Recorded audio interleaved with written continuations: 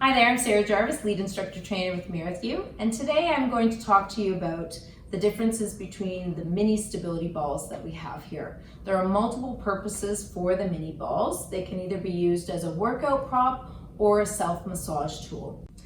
All right, I'm going to talk about the orange ball. This is our large mini stability ball, and it's going to provide the largest base of support when we're lying on the ball.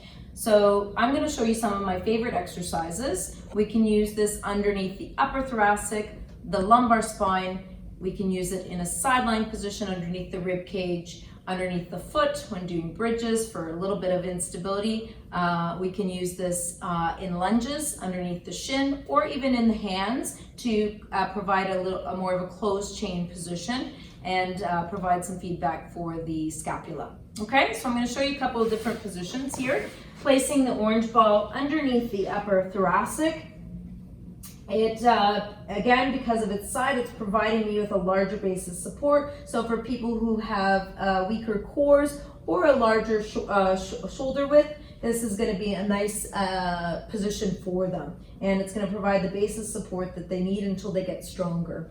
Bringing the hands behind the head. This ball is a really useful tool to help facilitate extension from a supine incline position. Okay. This ball could also be used in rotation. So if I wanted to encourage more thoracic rotation, the ball moves in a sideways direction, which is really nice because it's giving me that support, but it's also allowing my rib cage to kind of push into the ball to help get more rotation to each side. As I rotate from side to side, the ball moves in a horizontal manner, which is really a nice way to teach and improve rotation. Well, you could use the blue mini ball with the orange ball to help to keep the leg alignment here, and then when you do rotation, the knees aren't falling out and they're still staying connected in the inner thighs. So that's a nice a way to use both of them at the same time. Okay. Now, this ball can be used under the lumbar spine. So coming into a supine incline position, the same way you would get onto the arc barrel, I would get the lower back onto the ball. Again, imprinting into the ball, it's providing that large base of support here. So I'm nice and stable, or my lumbar spine has a good feedback all the way through because of the size of the ball. It is unstable due to its nature, so I do have to work a little bit harder through the core, but that's okay. From there, you can either hold onto the ball or keep the arms down. And again, keeping that imprint as I do things like single leg stretch or even doing my scissors, right? It's providing that nice stability or the feedback for my lumbar spine, so I keep that imprint here. Okay, bending the knees, I inch the ball out, lifting the hip, and then coming into a neutral position, ready to put the ball underneath my foot.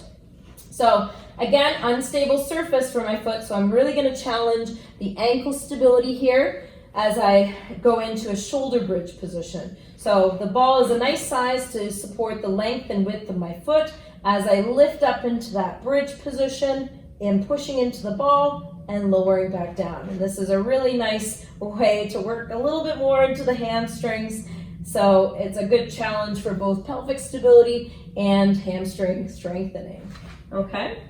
This ball could also be used underneath the rib cage. We use it for lateral flexion, but also to help assist with movement in the lateral direction for the rib cage. So getting into the ball, or getting over the ball and placing the ball on the upper rib cage area, side bending over, bending the knees. So now the ball can kind of act as a focal point for my ribs. I would cue to inhale, press, or think of the rib cage pushing into the ball, almost like you're inflating away from the ball, and then exhale, allowing your body to deflate over the ball.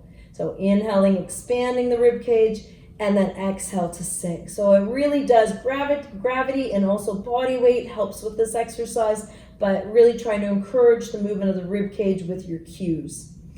Option number 2 with the ball in the same position would be to go into a lateral flexion. So I could either support the head with the bottom arm or take the arm long, going into lateral flexion, flexing up to work those ipsilateral obliques here, which is a nice way. I could add a little bit more shoulder movement. It's a nice way to encourage that range of motion up and over the ball. Okay? So we've showed some positions for the ball on the spine. One other position before we move on. Placing the ball underneath the pelvis is a really nice place to place it for the plank position.